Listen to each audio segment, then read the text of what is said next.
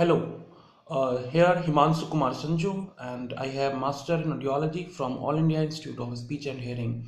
Currently, I am working at Sri Jagdamba Charitable Eye Hospital, Sri Ganganagar, Rajasthan. So today, I am going to discuss on the topic that's pediatric audiological assessment. So whenever we do audiological assessment for the pediatric population, we we put extra effort while doing the audiological evaluation because it's very much important to do a series of tests, or I can say a battery of tests before confirming the diagnosis. So here at Sri Jagdamba Charitable Eye Hospital, we do both the behavioral test as well as electrophysiological test. If I talk the behavioral test, then what I'm trying to say that it depends on the age of the child. So we choose the behavioral test on depends on the age of the child. So suppose, for example, if the child is between 0 to 6 months, then we prefer to do behavioral observation audiometry given by Down. So, and if the child is more than 6 months, 6 months to 2 year, I prefer to do visual reinforcement audiometry. That's called VRA. And if it is more than that, we do a combination of all these tests. And if the child age is almost 4 to 5 years, or I can say sometimes three to 5 years, we prefer to do play audiometry. So it's very important that you should do a combination of tests. That means you should do the behavioral as well as electrophysiological test.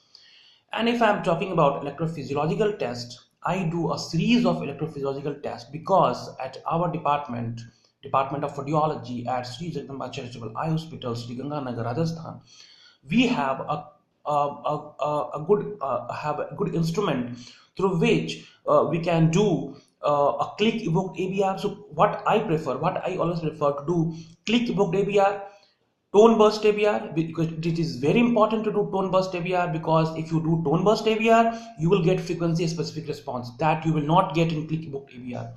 I also prefer to do TEOE, that's called transient evoked autoacoustic emission. I also do distortion product autoacoustic emission, that's called DPOE.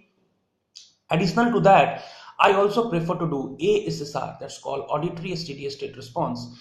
And we also do definitely the impedance audiometry to check any middle ear functioning is proper or not. We also do that. If I talk about the impedance audiometry, then I talk about the tympanometry and the reflexometry, both we do. So we do a complete series of tests before confirming to the diagnosis. Because if we do not do a series of tests, then definitely how you are going to fit the hearing aid. And it is very important to do a battery of tests when you are dealing with the pediatric population. Because if you just depend on the behavioral response, you may not get, because many times the pediatric population may not going to give you the very correct response. So for that reason, try to do behavioral, electrophysiological test, correlate both these tests, the behavioral and electrophysiological, and then come to the finding. Thank you. Have a nice day.